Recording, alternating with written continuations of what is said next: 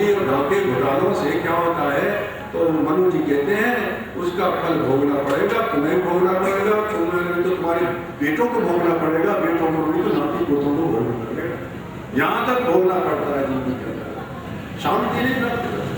इसलिए संतोष अनुत्तम लाभ, जीवन में संतोष धारण करो, जितने में है अपने साईं इतना दीजिए, जामे कुटुंब समाए, मैं भी भूखा ना रहूं और साधु में भूखा जाए। जीवन के अंदर इतना ही मांगो उससे, और ज्यादा दौड़ न लगाओ, और इस दौड़ में व्यक्ति अशांत हो जाता है। जब बिना लगाम के दौड़ लगा रहा है दुनिया के अंदर, संसार के अंदर, तो फिर उसमें वो शांत हो जाता है, क्योंकि कितना कमाएगा दुनिया के अंदर, कितना इकट्ठा करेगा, ये तो बहुत कुछ है भगवान की सृष्टि के अंदर। हम जीवन के अंदर पूरे जीवन भी लगे रहते हैं, तो भी कितना इकट्ठा करने के बाद क्या है, मरने के बाद सब कुछ यही रह जाता है। इसलिए वेद में कहा है, अपांग प्रांग एति सुलह प्रविदा अमर्त्यो मर्त्य न संयोनि। ये अमर्त्य न मरने वाला जीवात्मा, ये शरीर के साथ रह करके, ये स्वधा ग्रवीता, स्वधा का मतलब प्रकृति के पदार्थ, प्रकृति के तत्व, ये धन ऐश्वर्य, इसको प्राप्त करके कभी क्या करता है, अपांग पतन की तरफ चला जाता है, और कभी प्राण नीति उन्नति की तरफ चला जाता है। साधनों का दोष नहीं, साधन तो भगवान ने बनाए सारे, लेकिन इनके द्वारा इनका जब हम दुरुपयोग करते हैं, है ना, बुरे ढंग से कमाते हैं, फिर इसका दुरुपयोग करते हैं, तो जीवात्मा पतन की तरफ चला जाता है। आज यही हो रहा है, बड़े बड़े रईस जाते जो है ना घरों में, पैसा बहुत आ गया है घरों के अंदर, और संतान बिगड़ गई है। संतान जो है वो दुर्गुण और दुर्व्यसनों में फंस गई है, उस पैसे ने उनकी बुद्धि भ्रष्ट कर दी है, तो वो अपांग पतन की तरफ जा रहे हैं। और इसी के द्वारा इस धन का सदुपयोग करो, यज्ञ में खर्च करो, कहीं दान दो, परोपकार में खर्च करो, ऐसे कार्यों में खर्च करोगे तो ये आत्मा हमारी इन साधनों के द्वारा कहाँ उन्नति की तरफ चली जाएगी। तो ये साधन है, साधन का सदुपयोग दुरुपयोग दोनों होते हैं। तो देखो भाई और बहनों, जीवन के अंदर हमारे जीवात्मा का जो उद्देश्य है, तो वेद की दृष्टि में है उद्यानम ते पुरुषावयानम, उन्नति की तरफ जाने का हमारा जीवन का उद्देश्य, पतन की तरफ जाना हमारे जीवन का उद्देश्य नहीं है। इसलिए ऐसा धन किस बात का जिससे हमें अशांत हो जाए जीवन के अंदर, तो इसका सदुपयोग करो। जीवन के अंदर हम शांति चाहते हैं, तो योग दर्शन में एक बात और क्यों नहीं है, प्रवचन को मैं ले जा रहा हूँ धीरे धीरे उधर। कहते हैं यदि चित्त को प्रसन्न रखना चाहते हो, क्यों, गीता में लिखा है कि जब तक आपके चेहरे पर प्रसन्नता नहीं होगी, जब आप प्रसन्न नहीं रहोगे, तब आपकी बुद्धि भी स्थिर नहीं होगी। प्रसन्न चेतसो यासु बुद्धि परिवर्तिष्ठते, गीता में कहा। प्रसन्न जो चित्त रहता है उसकी बुद्धि भी समाधि में, ध्यान में तुरंत लगेगी। देखो, जब समाधि में बैठा करो, ध्यान में बैठा करो, तो कम से कम चेहरे पर प्रसन्नता रहनी चाहिए। तो ध्यान में बैठे और हमें गुस्सा आ रहा है किसी को मारने के लिए, अंदर सोच रहे हैं कि आज उसकी पिटाई करूंगा, उसको करूंगा, ध्यान नहीं होता।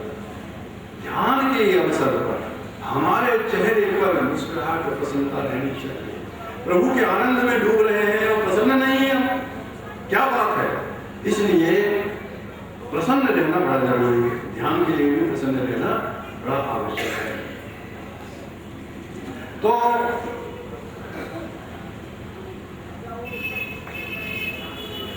कहते हैं प्रसादे, गीता में वाक्य है, प्रसादे सर्व दुखानाम हानिरस्यो जाएगा। पहला वाक्य तो यही है, प्रसाद क्या है, ये खाने वाला प्रसाद नहीं। प्रसाद जो है, इसका नाम भी प्रसाद इसलिए रखा हुआ है कि इसको जब हम लेते हैं तो खुशी होती है। हलवा मिल गया, कोई मिठाई मिल गई, इसलिए इसका नाम प्रसाद है। प्रसाद का मतलब प्रसन्नता। प्रसादे सर्व दुखानाम हानिरस्यो जायते प्रसन्न चेतसो यासु बुद्धि परिवर्तिष्ठते, पूरा श्लोक में है ना। तो जब प्रसन्न रहेंगे तब हमारी बुद्धि, और बुद्धि को स्थिर रखने के लिए तीन चीजों की बड़ी आवश्यकता है। सुनो ध्यान से, कैसे? हमारे योग दर्शन में ये कहा है कि जीवन के अंदर यदि आप चाहते हो कि प्रसन्नता मिले, आप चाहते हो परमात्मा मिले, आप चाहते हो आत्मदर्शन हो जाए, तो देखो इस चित्त के ऊपर, इस बुद्धि के ऊपर 3 चीजें ऐसी हैं जिनको हटाना होगा। मल, विक्षेप और आवरण। मल का मतलब क्या? इस बुद्धि के ऊपर इतने गंदे विचार पहले इतने भरे हुए, इतनी गंदगी भरी हुई है, तो फिर कुछ नहीं मिलेगा। मल कहते हैं गंदगी इस बुद्धि के। विक्षेप कहते हैं चंचलता। जैसे एक शीशा है, मान लीजिए, वो जो शीशा है उस शीशे पर गंदगी पड़ी है, तेरी गंदगी मिट्टी लगी हुई है, तो क्या आप उसमें चेहरा अपना देखोगे? नहीं देखोगे। और शीशे को इतना हिलाया जाए जैसे आपके चेहरे के सामने, तो चेहरा दिखाई देगा? नहीं दिखाई देगा। उस चेहरे, उस शीशे के बीच में पर्दा डाल दिया जाए, पर्दा आपके बीच में आ जाए, तो क्या उसमें चेहरा दिखाई देगा? यही स्थिति है जब इस चित्त रूपी शीशे के ऊपर जब बुरे कर्मों की गंदगी रहती है, तो भी परमात्मा दिखाई नहीं मिलेगा। जब इस चित्त के ऊपर चंचलता रहती है, बहुत चंचलता रहती है, तो भी वो चीज नहीं मिलेगी। और जब अज्ञान का पर्दा पड़ा हुआ होता है, अविद्या का पर्दा इस बुद्धि के ऊपर, तो भी वो तत्व नहीं मिलेगा। पहले इन चीजों को जरा खोलो, इस चित्त को शुद्ध और पवित्र तो करो, अच्छे कर्मों से इसको शुद्ध पवित्र करो। क्यों? शरीर तो शुद्ध हो जाएगा जल से, अद्भिल गात्राणि शुद्ध थे, लेकिन मना सत्य और बुद्धि ज्ञाने शुद्ध। विद्या तो ज्ञान होता। जीवन के अंदर इस को ऐसे पवित्र करो, अपने बुद्धि को पहले पवित्र करो, मन हटा दो। विक्षेप चंचलता कब दूर होगी? जब आप अपने जीवन के अंदर सात्विक आहार करोगे। सात्विक भोजन से आहार शुद्ध हो, सत्व शुद्धि, और सत्व शुद्ध हो ध्रुवा स्मृति। आपकी स्मृति ध्रुव कब होगी? जब सात्विक गुण की वृद्धि आपके मस्तिष्क में ज्यादा हो जाएगी। और जब रजोगुणी पदार्थ ज्यादा खाओगे, मिर्च मसाले चटपटी चीजें ऐसे ज्यादा खाओगे, तो बुद्धि तो चंचल रहेगी। तो इसलिए सात्विक बुद्धि का ही स्थिरता होती है। तो कहते हैं कि बुद्धि की चंचलता को दूर करो, और ज्ञान के द्वारा, सत्संगों के द्वारा, स्वाध्याय के द्वारा, अच्छे व्यक्ति के पास बैठ करके अपने जीवन के अंदर आपको आपकी जो अविद्या अज्ञान है वो दूर होगा, निश्चित होगा, और ज्ञान और सही विद्या आपको मिल जाएगी। तो ये चीज अपना ली हमने। इसके बाद फिर व्यवहार में आ जाओ। व्यवहार के लिए योग दर्शन में एक बड़ी बढ़िया बात सूत्र लिखा है उन्होंने कि आप चित्त को प्रसन्न रखना चाहते हो तो 4 बातें अपना लो। कौन सी 4 बातें? मैत्री, करुणा, मुदितोपेक्षाणाम, सुख दुख पुण्य भावनाता चित्तस्य प्रसादः। चित्त प्रसन्न कब रहेगा? जब दुनिया के अंदर आप अपनी मैत्री, मित्रता बढ़ाओ। आप अपनी मित्रता बढ़ाओगे तो आप प्रसन्न चित्त रहे। यहाँ सब आप आके माताएं बहनें आती हैं, आपस में मिलती जुलती है, कितनी खुशी होती है ना? ऐसी जगह मिलकर के आप एक दूसरे से मिलते हैं तो कितनी प्रसन्नता होती है। इसका मतलब हमारी मित्रता बढ़ी है, हम बैठे हैं परस्पर एक दूसरे से मित्रता के भाव रखे हुए। मैत्री बढ़ाओ और करुणा, आपका मन प्रसन्न रहेगा। जहां दुख देखो, जहां कष्ट देखो, तो कुछ न कुछ उसकी सहायता अवश्य करो जिंदगी में, आपका मन प्रसन्न रहेगा। ये छोटी छोटी सी बातें होती हैं। कभी कभी हम रिक्शे में आते हैं ना, तो रिक्शे में आते हैं, वो रिक्शे को जब देखते हैं कि इसने हमें इतने पैसे मांगे थे, चलो देखते हैं कितनी दूर ले जाता है। तो जब देखते हैं कि बहुत दूर लाया है, बड़ी मेहनत की है, इसमें परिश्रम किया है, तो मैं तो कभी से हमेशा उसे उसके मांगने से 5 रुपये ज़्यादा और दे देता हूँ। उससे क्या होता है कि वो मन में प्रसन्न हो जाता है, खुश हो जाता है। मेरा कुछ नहीं करता, उसकी मेहनत का हमने दे दिया। व्यवहार में अपने जो छोटे नौकर चाकर हैं उनके साथ भी अच्छा व्यवहार करो। व्यवहार करोगे वो आपको दुआएं देगा। जीवन के अंदर जो है कहते हैं जहां भी कष्ट और दुख देखो, है ना, कहते हैं निराला कवि थे, बड़े निराले थे, उनको किसी ने स्वागत में चादर दे कंबल दिया, बड़ा बढ़िया, कंधे पर डालकर चल दिए। सर्दी का मौसम था, रास्ते में फुटपाथ पर देखा उन्होंने कि एक व्यक्ति चिटुक रहा है, सर्दी में चिटुक रहा है, वो गया कंबल उसके ऊपर डाल करके आगे चल दिए। अब इसमें उनको कितनी प्रसन्नता हुई होगी, कितना खुशी हुई होगी। जीवन के अंदर कहते हैं करुणा, दया, इसको दया धर्म का मूल है, पाप मूल अभिमान, तुलसी दया में छोड़िए जंगल करने घाट। इसलिए ये इससे भी जीवन में प्रसन्नता मिलती है। और मुदिता, आपके घरों में कोई सन्यासी महात्मा विद्वान अच्छे बुलाया करो, कब कोई आशीर्वाद दे जाए हमें अपने घर में आकर के, है ना, उनको प्रसन्न हो जाया करो आपके घर में जब आते हो, मुदिता होनी चाहिए। और चौथी बात ये कही है, दुनिया के अंदर ऐसे भी लोग हैं जो हमारी निंदा करते हैं, हमारी आलोचना करते हैं। तो संसार के अंदर हर एक व्यक्ति एक दूसरे की आलोचना करता है ना। आप कोई न कोई व्यवहार बैठ करके कोई किसी की आलोचना हम करने लगते हैं। तो देखो इसमें ऐसा होता है कि जब हमारे पास ये सूचना आए, तुम्हारी निंदा कर रहा है, तुम्हारी आलोचना कर रहा है, तो कहते हैं बड़ी बढ़िया बात कही है, निंदक नेरे राखिए आंगन कुटी छवाए, बिन पानी साबुन बिना उज्ज्वल कर सुभाव। यदि वो सही निंदा कर रहा है, सही आलोचना कर रहा है, तो अपने उस दोस्तों को दूर कर दो, है ना, ठीक है भाई, आगे से आप नहीं करेंगे, वही बात खत्म, है ना। प्रतिशोध की बात उसमें मत लाओ, बदले की आगे तो उसने आपको गाली दे दो, उसको आप गाली दो। महर्षि ने कभी ऐसा नहीं किया, उनको कोई गाली देता था तो दूसरे बंदे में कभी गाली नहीं, लेकिन जीवन में ऐसा था। तो दूसरी बात यह है कि यदि हमारे अंदर दोष कोई है ही नहीं और कोई कर रहा है तो उसकी उपेक्षा कर दो, कोई बात नहीं, वो है ही नहीं तो हमें क्या कर रहा है, ठीक है ना, उससे हमारा मन प्रसन्न रहेगा। हाँ मंत्री जी समय हो गया, समाप्त कर दूंगा, है ना भाई, हमारा तो ये चलता रहता है, आप सुनते रहते हो, हमारी गाड़ी चलती रहती है। देखो ना, जीवन के अंदर ये ज्ञान तो ऐसा ही है।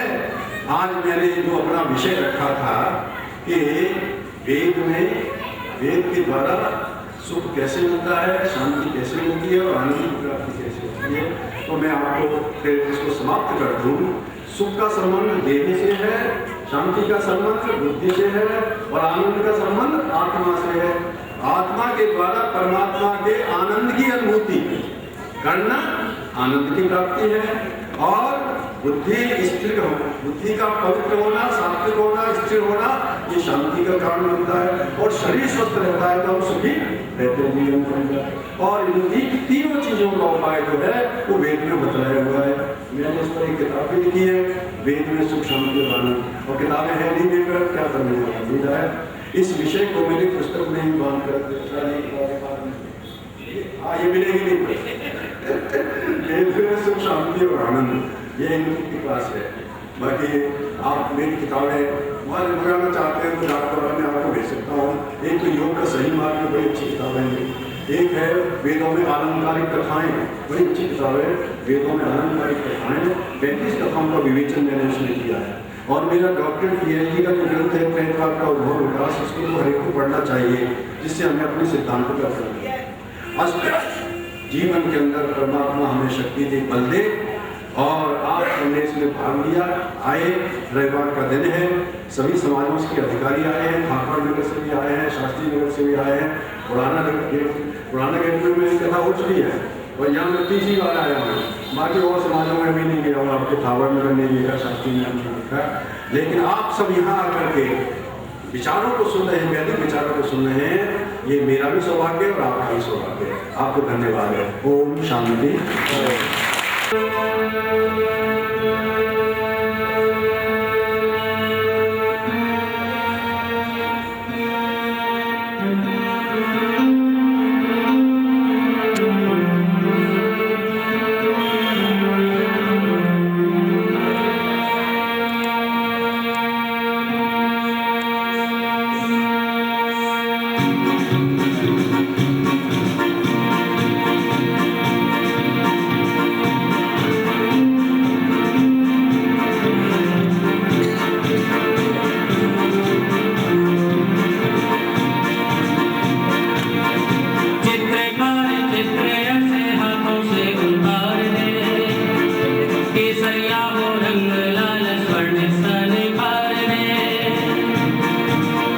चित्रकार चित्र ऐसे हाथों से उतार दे, केसरिया हो रंग लाल स्वर्ण सा निखार दे। चित्रकार चित्र ऐसे हाथों से उतार दे, केसरिया हो रंग लाल स्वर्ण सा निखार दे।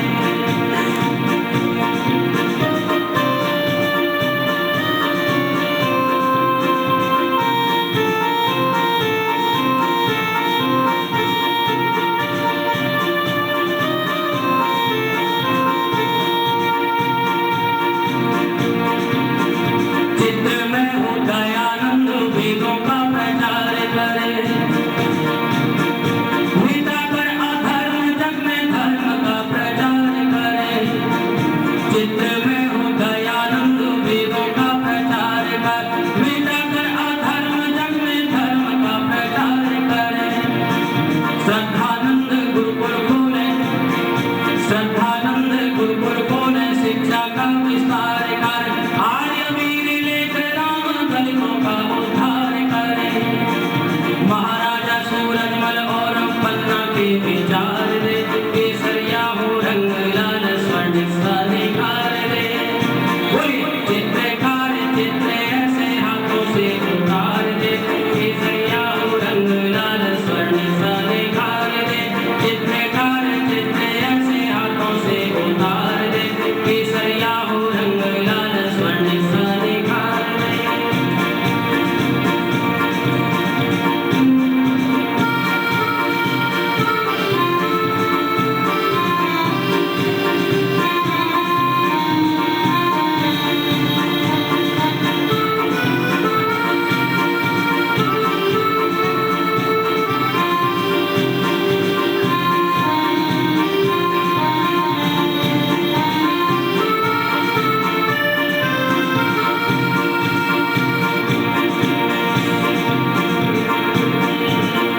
चेतक पर प्रताप राजरण के लिए जाते हो, घास की रोटी महाराणा के भूखे बच्चे खाते हो। चेतक पर प्रताप राजरण के लिए जाते हो, घास की रोटी महाराणा के भूखे बच्चे खाते हो।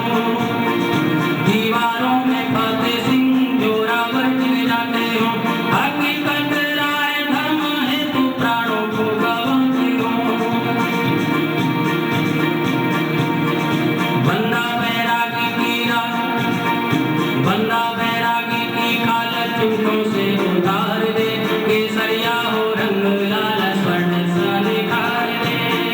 बोलिए चित्रकार चित्र ऐसे हाथों से उतार दे, केसरिया हो रंग लाल स्वर्ण सा निखार दे।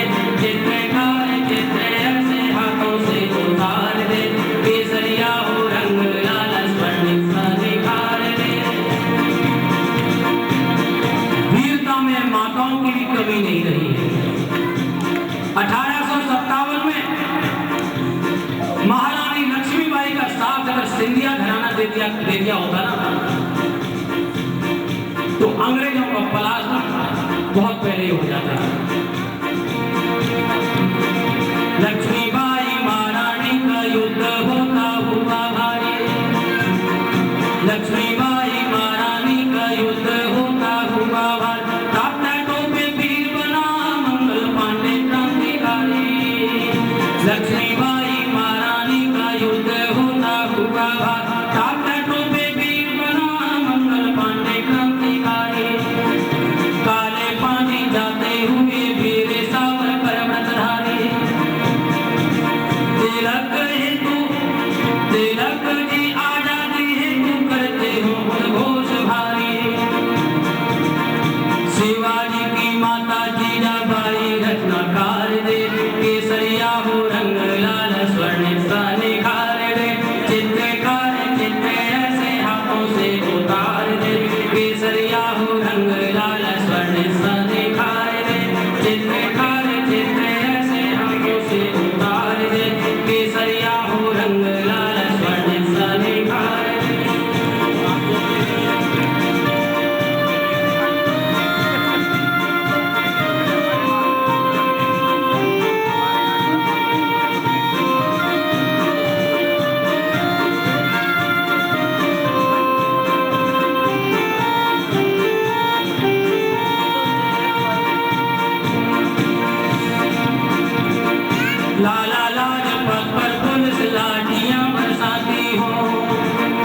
लाला लाजपत पर पुलिस लाठियां बरसाती हो, सांडरस की मृत्यु बनकर भगत की गोली आती हो।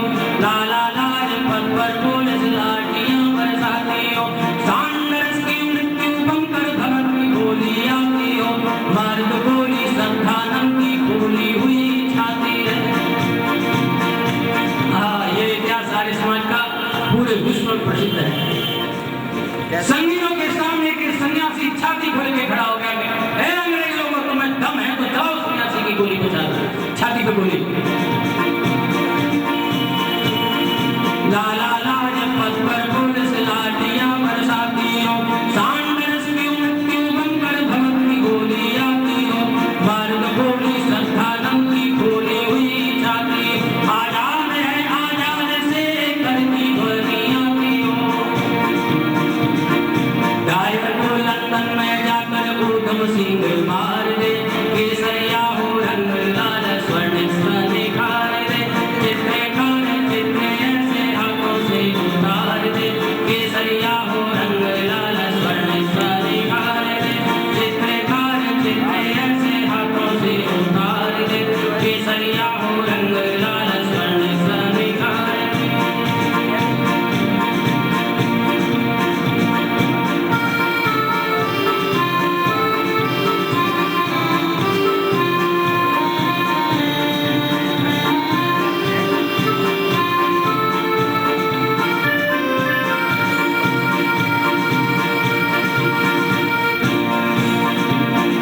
राम प्रसाद बिस्मिल फांसी ऊपर गाना गाते हो, सुभाष चंद्र बोस सेना जनमन में बनाते हो।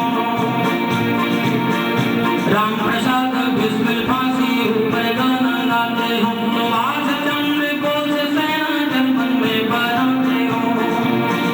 राजगुरु सुखदेव भगत सिंह हंसकर फांसी खाते हो, राजगुरु सुखदेव भगत सिंह हंसकर फांसी खाते हो। लाओ पुरुष सरदार पटेल भारत एक बनाते हो, लाओ पुरुष सरदार पटेल भारत एक बनाते हो। ऋषि दयानंद जैसे नरेंद्र सिंह विचार दे, केसरिया हो रंग लाल। ऋषि दयानंद जैसे नरेंद्र सिंह विचार दे, केसरिया हो रंग लाल स्वर्ण निखार दे। चित्रकार चित्र ऐसे हाथों से उतार दे, केसरिया हो रंग लाल स्वर्ण निखार दे।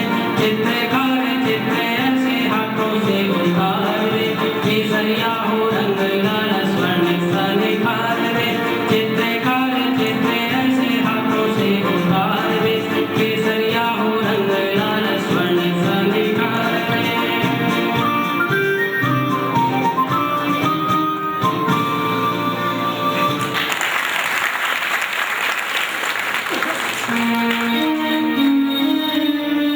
समाप्ति। बहुत बहुत धन्यवाद श्री अशोक कुमार आचार्य जी का।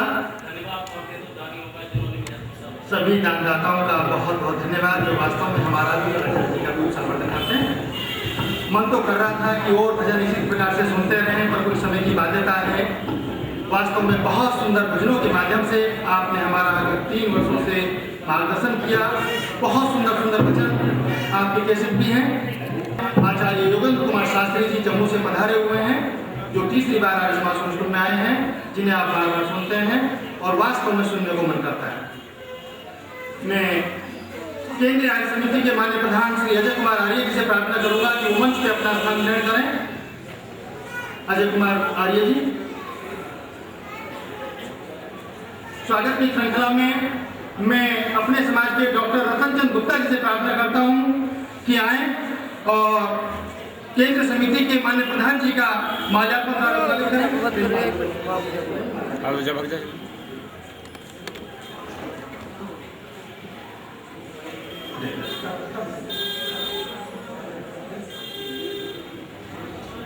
श्री प्रेमपाल जी भी आचार्य जी का, अजय कुमार जी का माल्यार्पण द्वारा स्वागत करें।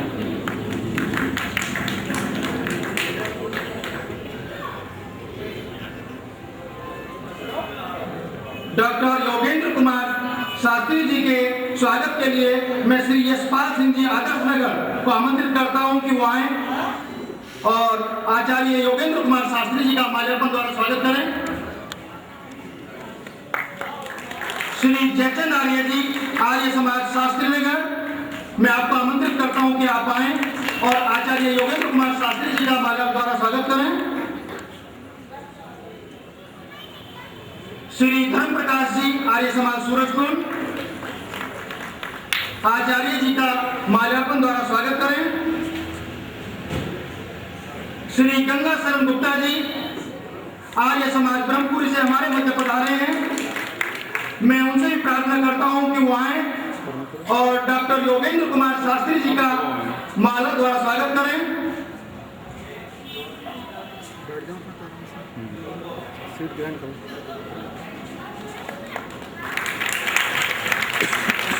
आचार्य वागीश शास्त्री जी थापर नगर, आचार्य जी से प्रार्थना कि आचार्य योगेंद्र कुमार शास्त्री जी का स्वागत करें।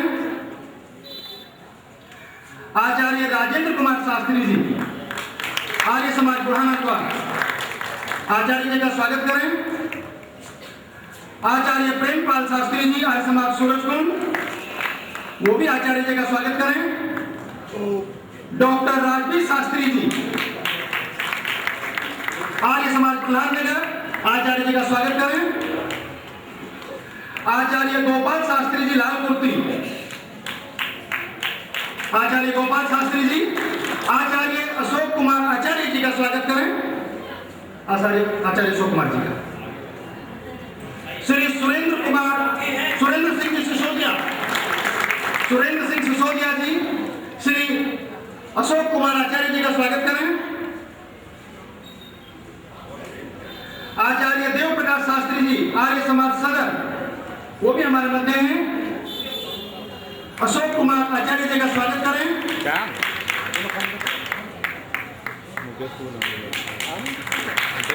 श्रीमती चित्रा सिंघल जी हमारे महिला समाज की तरफ से आचार्य जी को पुष्प देकर उनका स्वागत करें।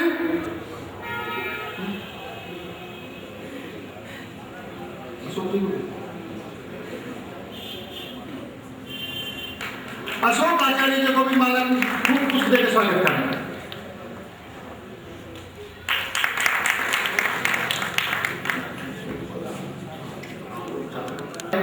इसमें भी